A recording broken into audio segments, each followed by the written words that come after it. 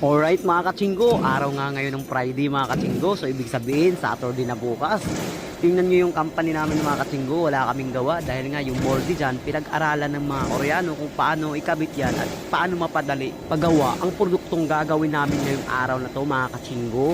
Kitang kita nyo naman mga katsinggo, taga-kalaykay na lang ako dyan ng mga basura. Pero dyan sa pwesto na yan, hindi talaga ako dyan nakapwesto mga katsinggo. Meron talagang isang Pinoy dyan nakapwesto.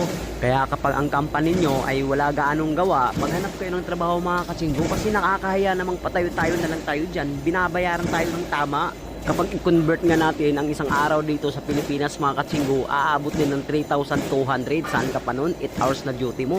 3,200 na.